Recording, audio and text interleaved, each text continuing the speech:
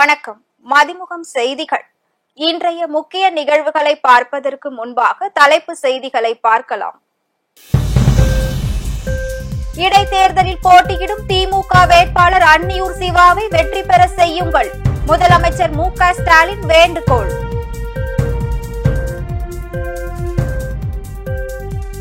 உத்தரப்பிரதேச மாநிலம் ஹத்ராஸில் கூட்ட நெரிசலில் பலியான சம்பவம். நேரில் சந்தித்து காங்கிரஸ் எம்பி ராகுல் காந்தி ஆறுதல்.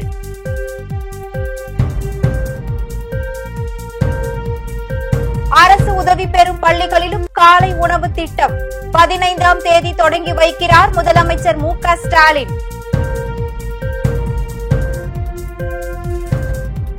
அதிமுக பகுதி செயலாளர் கொலை குற்றவாளிகளை உடனே கைது செய்ய வேண்டும். முன்னாள் முதல்வர் எடப்பாடி பழனிசாமி வலியுறுத்தல். ரஷ்யாவிற்கு வருமாறு அந்நாட்டு அதிபர் புதின் அழைப்பு. அரசு முறை பயணமாக ரஷ்யா செல்கிறார் பிரதமர் மோடி.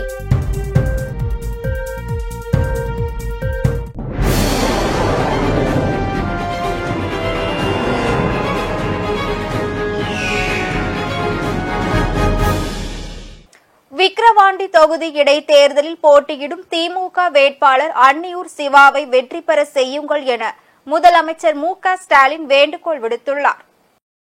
விக்கிரவாண்டி இடைத்தேர்தல் ஜூலை 10ஆம் தேதி நடைபெறுகிறது. இது தொடர்பாக முதலமைச்சர் மு.க. ஸ்டாலின் வீடியோ ஒன்றை வெளியிட்டுள்ளார். அதில் வரும் ஜூலை 10ஆம் தேதி நடைபெற உள்ள விக்கிரவாண்டி தொகுதி இடைத்தேர்தலில் திராவிட முன்னேற்ற கழகத்தின் ஆற்றல் மிக்க வேட்பாளர் அன்னியூர் சிவா என்கிற சிவ சண்முகத்துக்கு உங்கள் உள்ளம் கவர்ந்த உதயசூரியன் சின்னத்தில் வாக்களித்து வெற்றி பெற செய்ய வேண்டும் என்று உங்களை அன்போடு கேட்டுக் கொள்கிறேன் என்று கூறினார். திராவிட முன்னேற்ற கழக அரசு என்றாலே சமூக நீதி அரசு. பிற்படுத்தப்பட்டோருக்கு தனித்துறையை உருவாக்கியதே கலைஞர்தான். வன்னியர் உள்ளிட்ட மிகவும் பிற்படுத்தப்பட்ட சமூகத்தினருக்கு 20 விழுக்காடு உள் ஒதுக்கீடு வழங்கிய ஆட்சி திமுக ஆட்சி. பட்டியலின சமூகங்களின் இட ஒதுக்கீட்டை அதிகரித்த ஆட்சி திமுக ஆட்சிதான் என்று பேசினார். கழக துணை பொதுச் செயலாளரும் மாண்புமிகு உயர்கல்வி துணை அமைச்சருமான பொன்முடி அவர்களும் மறைந்த சட்டமன்ற உறுப்பினரான புகழேந்தி அவர்களும் இந்த மாவட்டத்திற்கும் தொகுதிக்கும் ஏராளமான திட்டங்களை கொண்டு வந்திருக்கிறார்கள்.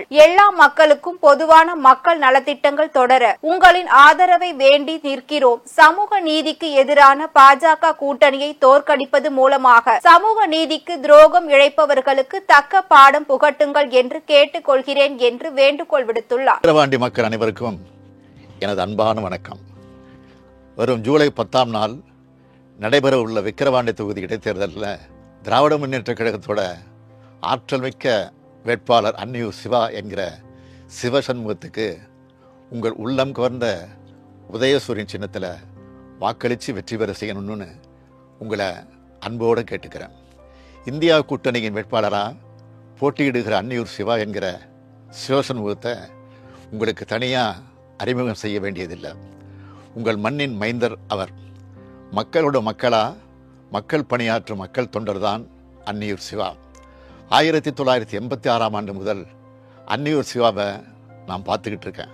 தடம் மாறாத நிறம் மாறாத கலைஞரோட உடன்பிறப்புகளில் அவரும் ஒருத்தர். தலைவர் கலைஞரோட பாணியில் சொல்லணும்னா தன்னால் கழகத்துக்கு என்ன லாபம் என்பதை மட்டுமே சிந்திக்கிற இரத்த நாளங்களில் ஒருத்தர். விழுப்புரம் மாவட்டம் காணை ஒன்றிய இளைஞரணி துணை அமைப்பாளராக, ஒன்றுபட்ட தலைமை பொதுக்குழு உறுப்பினராக, அன்னியூர் கூட்டுறவு விவசாய சங்க தலைவராக, மாநில விவசாய அணி துணை செயலாளர்னு பல்வேறு பொறுப்புகளை வகித்தவர் தற்போது விவசாய தொழிலாளர் அணியோட மாநில செயலாளராக பொறுப்பு வச்சுட்டு இருக்கார். இப்படிப்பட்ட அன்னியூர் சிவா அவர்களை விக்கிரவாண்டி தொகுதியின் சட்டமன்ற உறுப்பினராக தேர்ந்தெடுத்து அனுப்பி வைங்கன்னு அன்போடு நான் கேட்டுக்கிறேன். அன்போடு மட்டுமல்ல, உரிமையோடும் கேட்டுக்கிறேன்.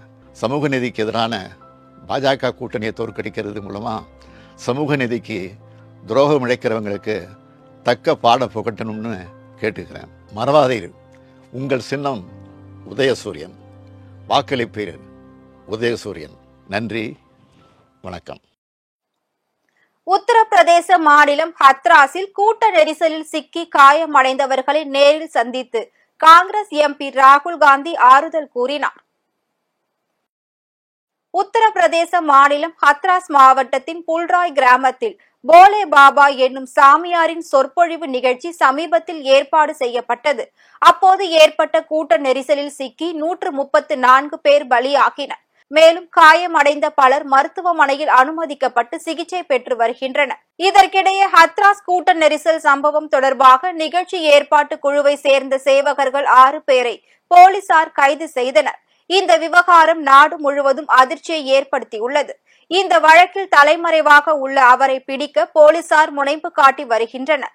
இந்நிலையில் கூட்ட நெரிசலில் சிக்கி பாதிக்கப்பட்டவர்களை மக்களவை எதிர்க்கட்சி தலைவர் ராகுல் காந்தி நேரில் சந்திக்க உள்ளதாக நேற்று தகவல் வெளியான நிலையில் ஹத்ராஸ் மாவட்டத்தில் உள்ள புல்ராய் கிராமத்தில் கூட்ட நெரிசலில் சிக்கி பலியானோர் மற்றும் பாதிக்கப்பட்டவர்களின் குடும்பத்தினரை ராகுல் காந்தி நேரில் சந்திக்க இன்று அதிகாலை டெல்லியில் உள்ள அவரது இல்லத்தில் இருந்து புறப்பட்டார்.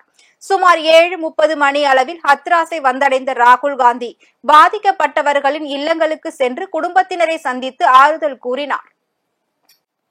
ரஷ்யா மற்றும் ஆஸ்திரிய நாடுகளுக்கு பிரதமர் மோடி அரசுமுறை பயணம் மேற்கொள்கிறார். அரசுமுறை பயணமாக ரஷ்யா மற்றும் ஆஸ்திரிய நாடுகளுக்கு பிரதமர் மோடி பயணம் மேற்கொள்கிறார். ரஷ்யாவிற்கு வருமாறு அந்நாட்டு அதிபர் புதின் அழைப்பு விடுத்திருந்த நிலையில் அந்த அழைப்பை ஏற்று பிரதமர் மோடி ரஷ்யா பயணம் மேற்கொள்கிறார். வருகிற 8ஆம் தேதி முதல் 10ஆம் தேதி வரை 3 நாட்கள் பிரதமரின் பயணம் திட்டமிடப்பட்டுள்ளது. 8 மற்றும் 9ஆம் தேதிகளில் மாஸ்கோவில் நடைபெறும் இந்தியா ரஷ்யா இடையிலான ஆண்டு கூட்டத்தில் பிரதமர் மோடி பங்கேற்கிறார். அத்துடன் மாஸ்கோ மற்றும் வியன்னாவில் வெளிநாடு வாழ் இந்தியர்கள் மத்தியில் பிரதமர் மோடி உரையாற்ற உள்ளார். ரஷ்ய பயணத்தை முடித்துக் கொண்டு பிரதமர் ஆஸ்திரியா செல்கிறார். 41 ஆண்டுகளுக்கு பிறகு ஆஸ்திரிய நாட்டிற்கு இந்திய பிரதமர் மேற்கொள்ளும் முதல் பயணம் இதுவாகும் என வெளியுறவு அமைச்சகம் தெரிவித்துள்ளது. ஒன்றிய அரசின் தேசிய தேர்வு முகமை நடத்தும் நீட் தேர்வில் வினாத்தாள் கசிவு உள்ளிட்ட பல்வேறு முறைகேடுகள் நடந்த விவகாரம் நாடு முழுவதும் பெரும் போராட்டங்களுக்கு வழிவகுத்துள்ளது. இது தொடர்பாக விவாதம் நடத்த வேண்டும் என காங்கிரஸ் உள்ளிட்ட எதிர்க்கட்சிகள் வலியுறுத்தி வருகின்றன. மேலும் ஆண்டுதோறும் தேர்வு எழுதும் மாணவர்களுடன் பிரதமர் மோடி கலந்துரையாடுவது போல நீட் விவகாரம் குறித்து விவாதிக்க வேண்டும் என பல தரப்பிலும் நெருக்கடி தரப்படுகிறது. கடந்த 2018ஆம் ஆண்டு முதல் ஒவ்வொரு ஆண்டும் பொதுத் தேர்வு எழுதும் மாணவர்களுக்கு அறிவுரை ஆலோசனை வழங்க பிரதமர் மோடி பரீட்சா பே சர்ச்சா நிகழ்ச்சியை நடத்தி வருகிறார். கடந்த ஆண்டு இந்நிகழ்ச்சியில் பங்கேற்க 2.26 கோடி மாணவர்கள் பதிவு செய்திருந்தனர். தற்போது நீட் சர்ச்சையால் இந்த ஆண்டு முதல் பரீட்சா பே சர்ச்சாவை மெய்நிகர் கண்காட்சியாக நடத்த NCERT நடவடிக்கை எடுத்துள்ளது. இது தொடர்பாக ஆர்வமுள்ள நிறுவனங்கள் அணுகலாம் என்று அறிவிப்பு வெளியிட்டுள்ளது. அதிமுக பகுதி செயலாளர் கொலை குற்றவாளிகளை உடனே கைது செய்ய வேண்டும் என எடப்பாடி பழனிசாமி வலியுறுத்தியுள்ளார். அதிமுக பொதுச் செயலாளர் எடப்பாடி பழனிசாமி வெளியிட்டுள்ள அறிக்கையில் சேலம் மாநகர் மாவட்டம் கொண்டாலம்பட்டி பகுதி அதிமுக செயலாளர் சண்முகம் நேற்று முன்தினம் இரவு அவரது வீட்டிற்கு சென்று கொண்டிருந்த போது வழிமறித்து கொடூரமாக படுகொலை செய்யப்பட்டுள்ளார். சண்முகம் சிறு வயதிலேயே அதிமுகவில் இணைந்து தொடர்ந்து 22 ஆண்டுகளுக்கும் மேலாக கொண்டாலம்பட்டி பகுதி செயலாளராகவும் திறம்பட பணியாற்றியவர் என்று கூறினார். மேலும் 2001 இருந்து 2006 மற்றும் 2011 இருந்து 2016 என்று இருமுறை சேலம் மாநகராட்சி கொண்டாலம்பட்டி மண்டல குழு தலைவராக திறம்பட பணியாற்றியுள்ளார். உள்ளாட்சி தேர்தல், சட்டமன்ற தேர்தல், நாடாளுமன்ற தேர்தல் என அனைத்து தேர்தல்களிலும் முழு ஈடுபாட்டுடன் கட்சி பணியாற்றி மக்களிடத்திலும் கட்சி தொண்டர்களிடத்திலும் அன்பாக பழகி நன்மதிப்பை பெற்றவர். சிறந்த தொண்டரை இழந்துள்ளது மிகுந்த மனவேதனை அளிக்கிறது என்று தெரிவித்தார். இந்த கொலை குற்றத்தில் சம்பந்தப்பட்ட அனைத்து குற்றவாளிகளையும் உடனடியாக கைது செய்து சட்டப்படி நடவடிக்கை எடுக்க வேண்டும் என்று சண்முகத்தை இழந்து வாடும் குடும்பத்தினருக்கும் அவர்களது உறவினர்களுக்கும் ஆழ்ந்த இரங்கலையும் அனுதாபத்தையும் தெரிவித்துக் கொள்கிறேன் என்று அந்த அறிக்கையில் குறிப்பிட்டுள்ளார். மக்களவை தேர்தல் தோல்விக்கான காரணம் குறித்து பாஜகவில் தொகுதி வாரியான ஆய்வு இன்றுடன் முடிவடையும் நிலையில் ஒழுங்காக வேலை செய்யாதவர்கள் பதவிகளை பறிக்க முடிவு செய்யப்பட்டுள்ளதாக தகவல்கள் வெளியாகியுள்ளது. நாடாளுமன்ற தேர்தலில் தமிழ்நாட்டில் பாஜக 19 தொகுதிகளில் நேரடியாக வேட்பாளர்களை களம் இறக்கியது. இதில் ஒன்றிய அமைச்சர் எல்முருகன் முன்னாள் கவர்னர் தமிழிசை சவுந்தரராஜன், மாநில தலைவர் அண்ணாமலை, ராம சீனிவாசன், பொன் ராதாகிருஷ்ணன், நயினார் நாகேந்திரன், பொன் பால கணபதி உள்ளிட்ட முக்கிய நிர்வாகிகள் களம் கண்டனர். ஆனால் பாஜகவால் ஒரு இடத்தில் கூட வெற்றி பெற முடியவில்லை. இது பாஜக தலைவர்களை அதிர்ச்சியில் ஆழ்த்தியது. கூட்டணி பலமின்மை, தேர்தலின் போது சில தொகுதிகளில் தேர்தல் செலவினத்தில் நடந்த முறைகேடுகள் போன்ற சில முக்கிய காரணங்கள் தோல்விக்கான காரணங்களாக கூறப்பட்டது. இந்நிலையில் மாநிலம் முழுவதும் நடத்தப்படும் இந்த ஆய்வுக் கூட்டம் இன்றுடன் முடிவடைகிறது. தொடர்ந்து தொகுதி வாரியாக தோல்விக்கான காரணம் என்ன, விரிவான அறிக்கை தயார் செய்து குழுவினரிடம் பாஜக தலைவர் அண்ணாமலையிடம் வழங்குகிறார்கள். தொடர்ந்து நாளை பாஜக மாநில செயற்குழு கூட்டம் மதுரவாயிலில் ஸ்ரீவாரு திருமண மண்டபத்தில் நடக்க உள்ளது. இந்த கூட்டத்திலும் தேர்தல் தோல்வி தொடர்பாக விவாதிக்க திட்டமிடப்பட்டுள்ளது. செயற்குழு கூட்டத்திற்கு பிறகு மாவட்ட வாரியாக தேர்தல் பணியில் புகாருக்கு ஆளான நிர்வாகிகள் பதவிகளை பறிக்க முடிவு செய்யப்பட்டுள்ளதாக கூறப்படுகிறது. இந்நிலையில் பாஜக தலைவர் அண்ணாமலை 6 மாதம் இங்கிலாந்து செல்ல திட்டமிட்டுள்ளார். அங்கு சென்று படிக்கப் போவதாகவும் அறிவித்துள்ளார். இதனால் அவர் இல்லாத இந்த 6 மாத கால இடைவெளியில் கட்சியை நடத்த ஒரு கமிட்டி அமைக்க மேலிடம் முடிவு செய்துள்ளதாக கூறப்படுகிறது. அதே நேரத்தில் அண்ணாமலை திரும்பி வரும்போது அவருக்கு தேசிய அளவில் பொறுப்புகளை கொடுக்கவும் தமிழகத்திற்கு புதிய தலைவர் ஒருவர் நியமிக்கப்படுவார் என்றும் பாஜக மூத்த நிர்வாகிகள் தெரிவித்துள்ளனர். இதனால் வெளிநாடு செல்லும் நேரத்தில் அவரது பதவி பறிக்கப்படும் என்றும் அவர்கள் தெரிவித்துள்ளதால் தமிழக பாஜகவில் பரபரப்பு ஏற்பட்டுள்ளது. காலை உணவு திட்டத்தை அரசு உதவி பெறும் பள்ளிகளிலும் தொடங்க வேண்டும் என்ற கோரிக்கை எழுந்துள்ளது. அரசு பள்ளிகளில் படிக்கும் மாணவ மாணவிகளுக்கு முதலமைச்சரின் காலை உணவு திட்டம் எனும் திட்டத்தை கடந்த 2022ஆம் ஆண்டு அண்ணா பிறந்த நாளான செப்டம்பர் 15ஆம் தேதி முதலமைச்சர் மு.க.ஸ்டாலின் தொடங்கி வைத்தார். இந்த திட்டம் கடல் தாண்டியும் பிரபலம் அடைந்த நிலையில் 2023ஆம் ஆண்டு தமிழகத்தில் உள்ள 30,992 அரசு பள்ளிகளில் 1 முதல் 5ஆம் வகுப்பு வரையில் படிக்கும் 15 லட்சம் மாணவ மாணவிகள் பயனடையும் வகையில் விரிவாக்கம் செய்யப்பட்டது. இந்த திட்டத்தை தமிழக ஊரக பகுதிகளில் இயங்கி வரும் அரசு உதவி பெறும் பள்ளிகளிலும் தொடங்க வேண்டும் என்ற கோரிக்கை எழுந்தது. சட்டசபையிலும் எம்எல்ஏக்கள் பலர் இந்த கோரிக்கையை முன்வைத்தனர். இதனை அடுத்து கடந்த பிப்ரவரி மாதம் தாக்கல் செய்யப்பட்ட 2024-2025ஆம் ஆண்டிற்கான பட்ஜெட்டில் 1 முதல் 5ஆம் வகுப்பு வரை படிக்கும் 2,20,000 குழந்தைகள் பயன்பெறும் வகையில் ரூபாய் 600 கோடியில் முதலமைச்சரின் காலை உணவு திட்டம் அரசு உதவி பெறும் பள்ளிகளுக்கும் விரிவாக்கம் செய்யப்பட இருப்பதாக அறிவிக்கப்பட்டது. இந்நிலையில் காலை உணவு திட்ட விரிவாக்கத்தை மத்திய உணவு திட்டத்தை அறிமுகப்படுத்திய காமராஜர் பிறந்த நாளான வரும் 15ஆம் தேதி திருவள்ளூர் மாவட்டம் கடம்பத்தூர் ஊராட்சி ஒன்றியத்தில் உள்ள கீழச்சேரியில் உள்ள அரசு உதவி பெறும் தொடக்க பள்ளியில் காலை 8:30 மணிக்கு முதலமைச்சர் மு.க.ஸ்டாலின் தொடங்கி வைக்கிறார். இதற்கான ஏற்பாடுகளை அதிகாரிகள் செய்து வருகின்றனர். அதிமுக முன்னாள் அமைச்சர் எம்.ஆர். விஜயபாஸ்கரின் ஆதரவாளர்கள் வீடுகளில் சிபிசிஐடி போலீசார் சோதனை நடத்தி வருகின்றனர். 100 கோடி நில மோசடி வழக்கில் தனது பெயரும் சேர்க்கப்படலாம் என கருதி அதிமுக முன்னாள் போக்குவரத்து துறை அமைச்சர் எம்.ஆர். விஜயபாஸ்கர் முன்ஜாமீன் கேட்டு கரூர் நீதிமன்றத்தில் மனு தாக்கல் செய்தார். இந்த மனு கடந்த 25ஆம் தேதி தள்ளுபடி செய்யப்பட்டது. இந்நிலையில் நில மோசடி வழக்கு சிபிசிஐடிக்கு மாற்றம் செய்யப்பட்டு எம்.ஆர். விஜயபாஸ்கரை தீவிரமாக தேடி வருகின்றனர். இதனை அடுத்து எம்.ஆர். விஜயபாஸ்கர் தனது தந்தை உடல்நிலை சரியில்லாமல் மருத்துவமனையில் இருப்பதால் அவரை உடனிருந்து கவனித்துக் கொள்ள வேண்டும் என கூறி கரூர் மாவட்ட முதன்மை அமர்வு நீதிமன்றத்தில் முன்ஜாமீன் மனுவும் தாக்கல் செய்திருந்தார். இதனை அடுத்து முன்ஜாமீன் மனு மீதான விசாரணை இன்று நடைபெற உள்ளது. இந்நிலையில் முன்னாள் அமைச்சர் எம்.ஆர். விஜயபாஸ்கரின் ஆதரவாளர்கள் வீடுகளில் சிபிசிஐடி போலீசார் சோதனை நடத்தி வருகிறார்கள். கூலி நாய்க்கனூர் கிராமத்தில் யுவராஜ் என்பவரது வீட்டில் 2 மணி நேரத்திற்கும் மேலாக 5 பேர் கொண்ட சிபிசிஐடி போலீசார் சோதனை நடத்தி வருகின்றனர். தோட்டக்குறிச்சி பகுதியை சேர்ந்த செல்வராஜ், கவுண்டம்பாளையம் பகுதியை சேர்ந்த ஈஸ்வரமூர்த்தி மற்றும் ரகு ஆகியோர் வீடுகளில் நில மோசடி வழக்கு தொடர்பான ஆவணங்களை சிபிசிஐடி போலீசார் தேடி வருவதாக தகவல்கள் வெளியாகியுள்ள பல்வேறு மாவட்டங்களில் நடைபெற்ற நிகழ்வுகளை களத்தில் மதிமுகம் பகுதியில் பார்க்கலாம்.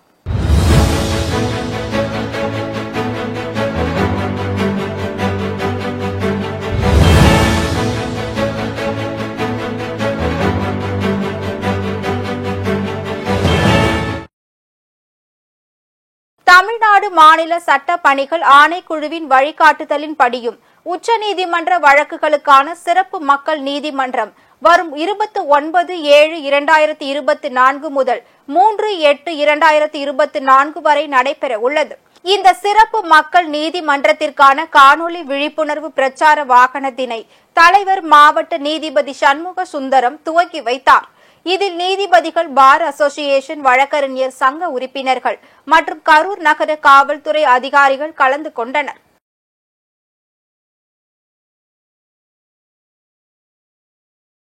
செங்கல்பட்டு மாவட்டம் மதுராந்தகம் ஊராட்சி ஒன்றியம் லட்சுமி நாராயணபுரம் ஊராட்சியில் திமுகவை சேர்ந்து சந்திரபாபு தலைவராகவும் துணைத் தலைவராக கூட்டணி கட்சியான மதிமுகவை சேர்ந்த சத்யா பதவி வகித்து வருகிறார்.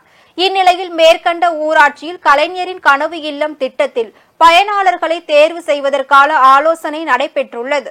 இதில் அனைத்து வார்டு உறுப்பினர்கள் முன்னிலையில் பயனாளர்களை தேர்வு செய்து வட்டார வளர்ச்சி அலுவலகத்திற்கு பரிந்துரை செய்ய வேண்டும். இதனால் துணைத் தலைவர் மற்றும் 2 வார்டு உறுப்பினர்களுடன் பிடிஓ அலுவலகத்தின் நுழைவு வாயில் பகுதியில் அமர்ந்து கண்களில் கருப்பு துணி கட்டிக்கொண்டு போராட்டத்தில் ஈடுபட்டனர். இதனால் அங்கு சிறிது நேரம் பரபரப்பு ஏற்பட்டது. சென்னைக்கு அடுத்த பெருநகரங்களில் முக்கியமானது கோயம்புத்தூர். லட்சக்கணக்கான மக்கள் வாழும் கோயம்புத்தூரில் போக்குவரத்து நெரிசலில் சிக்கி தவிக்கும் நிலை இருக்கிறது. இந்த நிலையை போக்குவதற்காக மெட்ரோ அமைக்க வேண்டும் என்ற கோரிக்கை பல ஆண்டுகளாக இருந்து வருகிறது. இந்நிலையில் இதற்கான அறிவிப்பை தமிழக அரசு வெளியிட்டுள்ளது. மெட்ரோ மேம்பால பணிகளின் திட்ட மதிப்பு 10,740 கோடி நெருக்கடியில் இருக்கும் என்றும் போக்குவரத்துகளுக்கு நிரந்தர தீர்வுகள் இருக்கும் என்று பொதுமக்கள் எதிர்பார்க்கின்றனர். தமிழ்நாடு முழுவதும் ஊரக பகுதிக்கான மக்களுடன் முதல்வர் திட்டத்தினை வருகிற 11ஆம் தேதி தருமபுரி மாவட்டம் பாளையம்புதூர் அரசு மேல்நிலைப் பள்ளி வளாகத்தில் தமிழ்நாடு முதலமைச்சர் மு.க.ஸ்டாலின் தொடங்கி வைக்க உள்ளதாக மாநில வேளாண் மற்றும் உழவர் நலத்துறை அமைச்சர் எம்.ஆர்.கே. பன்னீர்செல்வம் தெரிவித்துள்ளார். அமைச்சர் எம்.ஆர்.கே. பன்னீர்செல்வம் செய்தியாளர்களை சந்தித்தார்.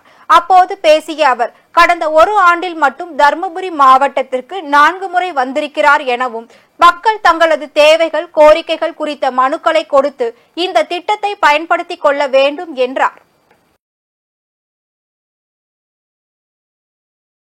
வேலூர் மாவட்டம் வேலூர் கோட்டையில் உள்ள ஸ்ரீ ஜலகண்டீஸ்வரர் ஆலயத்தில் இன்று பிரதோஷத்தை முன்னிட்டு நந்தி பகவானுக்கு பால், தயிர், சந்தனம் உள்ளிட்ட பல்வேறு பொருட்களை கொண்டு சிறப்பு அபிஷேகங்களை செய்து மலர் மாலைகள், அருகம்புல், வில்வ இலைகளை கொண்டு சிறப்பு அலங்காரங்களை செய்து மகா தீபாராதனைகளும் காண்பிக்கப்பட்டது. இதில் திரளான பக்தர்கள் பங்கேற்று சுவாமி தரிசனம் செய்தனர். பின்னர் மேல தாளங்கள் முழங்க ஸ்ரீ ஜலகண்டீஸ்வரர் அகிலாண்டீஸ்வரி அம்மன் உட்பிரகார உலாவும் வந்தது. இதில் திரளான பக்தர்கள் பங்கேற்று சுவாமி தரிசனம் செய்தனர்.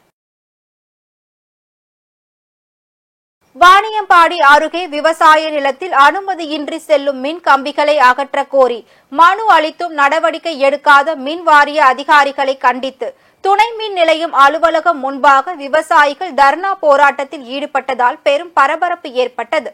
தொடர்ந்து 2 மணி நேரத்திற்கும் மேலாக போராட்டத்தில் ஈடுபட்ட விவசாயியிடம் திம்மாம்பேட்டை காவல்துறையினர் மற்றும் வருவாய்த்துறையினர் சம்பவ இடத்தில் நேரில் விசாரணை மேற்கொண்டு துறை சார்ந்த அதிகாரிகளுக்கு தகவல் அளிக்கப்பட்டு நடவடிக்கை எடுப்பதாக உறுதி அளித்ததன் பின்னர் விவசாயி தனது தர்ணா போராட்டத்தை கைவிட்டனர்.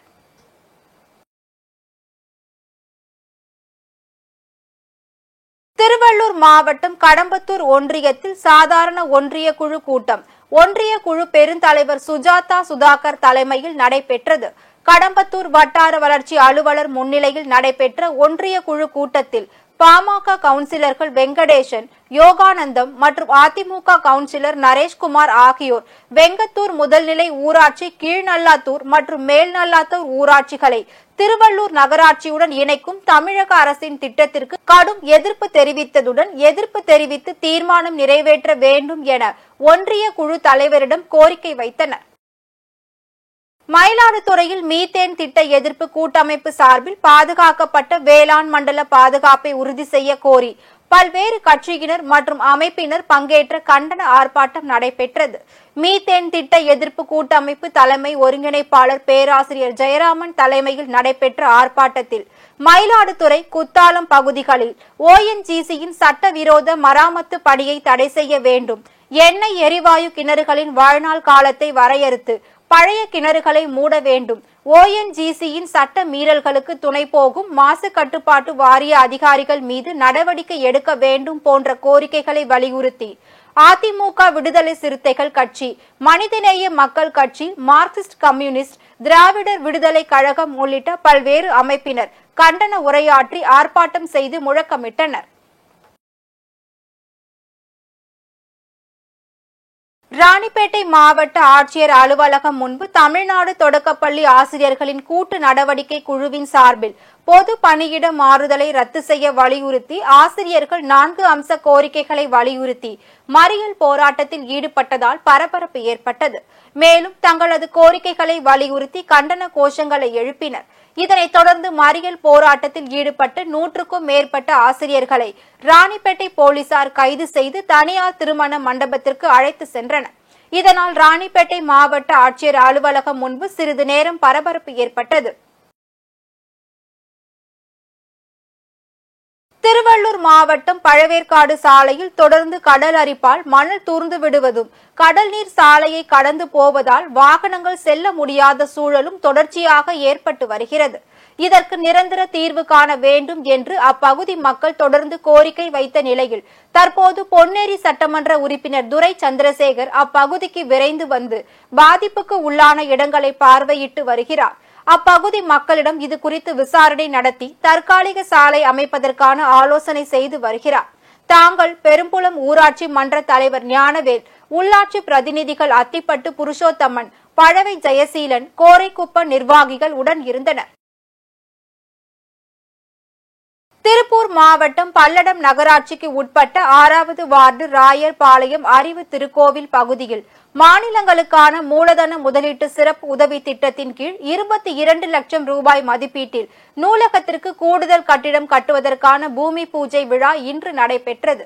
இவ்விழாவில் பல்லடம் காங்கிரஸ் நகர செயலாளர் மற்றும் 6வது வார்டு உறுப்பினரான ஈஸ்வரமூர்த்தி மற்றும் பல்லடம் நகராட்சி தலைவர் கவிதாமணி ராஜேந்திரகுமார் கலந்து கொண்டு பூமி பூஜை பணிகளை செய்து தொடங்கி வைத்தனர். தென்கொரியாவின் தலைநகர் சியோலில் உள்ள அரசு அலுவலகத்தில் ரோபோ ஒன்று உதவியாளராக வேலை பார்த்து வருகிறது. உலகம் முழுவதும் AI எனப்படும் செயற்கை நுண்ணறிவு தொழில்நுட்பம் அசூர வளர்ச்சி பெற்று வருகிறது. இது ஒரு புறம் இருக்க, மனிதர்களுக்கு மாற்றாக ரோபோக்களை வேலைக்கு அமர்த்தும் நடவடிக்கையும் பரவலாக பெருகி வருகிறது. மனிதர்களை விட துரிதமாகவும் கச்சிதமாகவும் வேலையை முடிப்பதால் பல்வேறு துறைகளிலும் ரோபோக்கள் பணியமர்த்தப்படுகின்றன.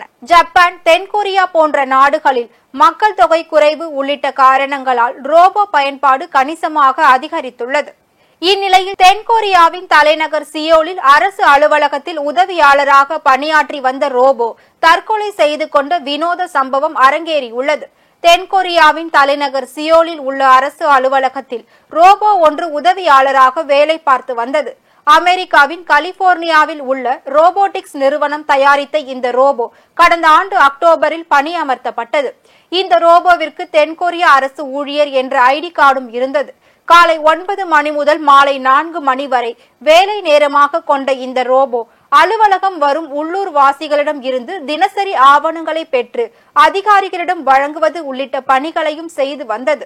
இந்நிலையில் சம்பவத்தன்று அந்த ரோபோ வழக்கம் போல் அலுவலகத்தில் பணியில் இருந்தது. அப்போது திடீரென அந்த 2வது தளத்தில் இருந்து முதல் தளத்திற்கு இறங்கும் படிக்கட்டில் விழுந்து நொறுங்கியது. ஓய்வின்றி அதிக வேலையில் ஈடுபட்டதால் தொழில்நுட்ப கோளாறு ஏற்பட்டு ரோபோ விழுந்து நொறுங்கியதாக கூறப்படும் நிலையில் இது ரோபோவின் தற்கொலையாக பார்க்கப்படுகிறது. விழுந்து நொறுங்குவதற்கு முன்பாக 2வது தளத்தில் ஒரு குறிப்பிட்ட இடத்தை சுற்றி சுற்றி வந்ததாகவும் மிகவும் குழப்பத்துடன் காணப்பட்டதாகவும் அங்கிருந்த அதிகாரிகள், ஊழியர்கள் தெரிவித்தனர். மீண்டும் தலைப்பு செய்திகள். இடைத்தேர்தலில் போட்டியிடும் திமுக வேட்பாளர் அன்னியூர் சிவாவை வெற்றி பெற செய்யுங்கள், முதலமைச்சர் மு.க. ஸ்டாலின் வேண்டுகோள்.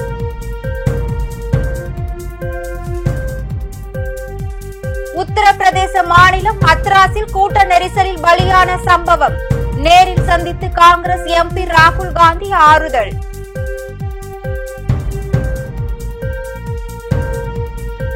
அரசு உதவி பெறும் பள்ளிகளிலும் காலை உணவு திட்டம் 15ஆம் தேதி தொடங்கி வைக்கிறார் முதலமைச்சர் மு.க. ஸ்டாலின்.